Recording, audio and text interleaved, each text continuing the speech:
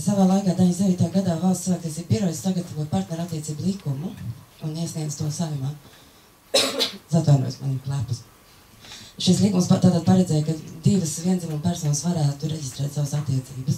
Toreiz šis likums tika noraidīts. Šobrīd ir tā, ka šāds likums atkal tiek gatavots, un mans jautājums ir, vai jūs uzskatāt, ka tiesības sarga uzdevums būtu šādu likumu aktīvi atbalstīt, lai, teiksim, mainītu un kā veidu, kā mainīt sabiedrības attieksmi? Jā, paldies par jautājumu. Es tomēr gribētu piebilst, ka es neteicu, ka netiek diskriminēti, es teicu, ka ir apveltīti ar tiesībām, jo tā ir būtiski atšķirīga. Tas būtu viens, un otrs, es redzu arī risinājumu faktiski, ka es nākot uz šeit, bija izsūtīt šie jautājumi, uz ko bija jāskato, un kas būtu.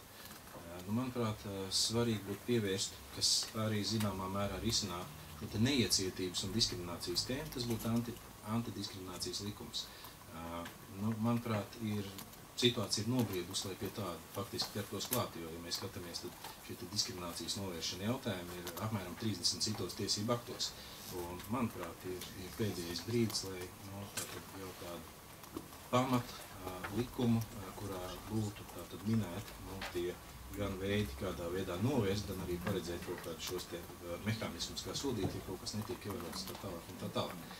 Manuprāt, tas būtu viens no pirmiem veidiem. Protams, kad šis partnerattiecību likums, viņš ir vērtējums un viņš būtu jāapspriež gan no sabiedrības interešu viedokļa, gan arī no tā, kādu ietekmi tas atstāja faktiski uz šo valstisko. Bet es neesmu pret dažādiem viedokļiem, vai es neesmu pret to, ka ir cilvēki ar dažādiem uzskatiem un tā tālāk. Cilvēki ir tādi, kā viņi ir. Un katra viedoklis ir atbalstāms, ja to sargās Satversme. Katra šī attieksme pret to vai citu situāciju ir atbalstām, jo katram ir tādas tiesības.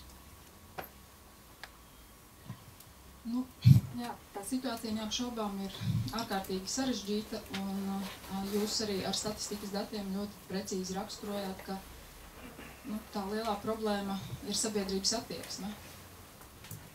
Un tas, man liekas, arī šo visu situāciju ļoti, ļoti sarežģīja, jo ir tiešām diezgan skumji dzirdēt, ja ir šādi dati, ka cilvēkiem nevis vienkārši ir aizspriedumi, iebildumi un tā tālāk, bet ka cilvēki ir gatavi aktīvi novērsties no kāda cilvēka šāda iemesla dēļ. Tiesības sargam noteikti ir jārisina tādi jautājumi, ja ir tie konkrētie diskriminācijas gadījumi. Un tā ir joma, kur jādarbojas, bet man šobrīd tiešām ir grūti pateikt, es neņemtos pateikt, ar ko īsti sākt un kā to jautājumu atrisināt. Vai jūs atbalstīt likumu? Tas arī ir tāds grūts un neviennozīmīgs jautājums. Es, diemžēl, neesmu redzējis, kāds ir šis likumprojekts, un man būtu vispirms jāredz, kāds tas ir. Tā kā, es šobrīd viennozīmīgi nevaru atbildēt. Replika?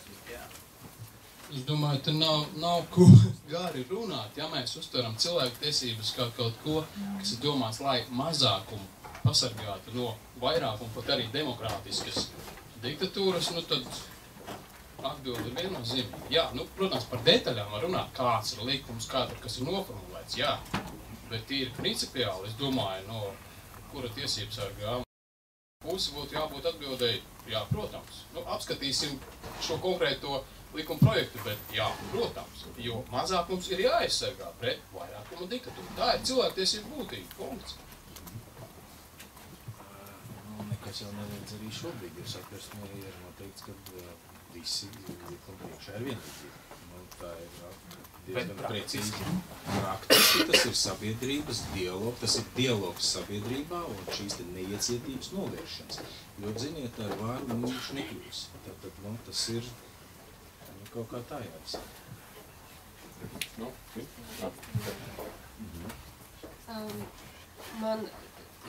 Manuprāt, ļoti laba tēze, kas mums visiem jāpapēta, kāda ir atšķirība starp apveltīt ar tiesībām un kā jūs teicat, netiek diskriminēt. Es īsti nesapratu to tēzi, kā dabā tas noformulējās. Kā jūs esat apveltīti ar tiesībām? Vai es esmu apveltīta ar tiesībām tāpēc, ka es esmu cilvēks vai tāpēc, ka es esmu sieviete?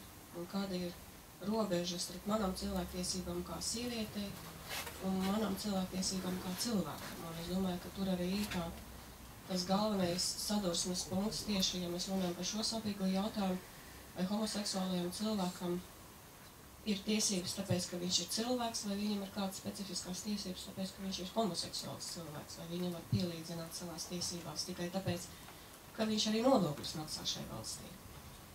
Un es domāju, ka varbūt par šo vajadzētu padiskutēt, bet es domāju, ka ar visu nožēlu, es domāju, ka šis likumprojekts, ko es minēju, es domāju, ka jūs paši saprotiet, ka diezgan viņš izies cauri šai saimai. Tieši tāpēc, ka tur jāsāk ar citu, no cita gala ar diskusiju par to, ka tie nav slimi cilvēki. Tā ir dabas parādība, ar kuru jāsamierinās. Un es domāju, ka lielākā daļa no cilvēkiem to vēl joprojām nesaprot. Un, daži mūsu pazīstam indivīdi šajā sabiedrībā tikai pielej eļu ugunī, provocējot šo visu. Varbūt šajā gadījumā būtu jārunā nevis par atbalstu konkrētam likumprojektam, bet drīzāk par iecietības veicināšanu, kā meklējot kādu kopsaucēju dialogam. Un tur man šķiet, ka tur vēl garš ceļš šajā mums, pirms mēs sākam runāt par diskriminācijas izskaušanu šajā jomā.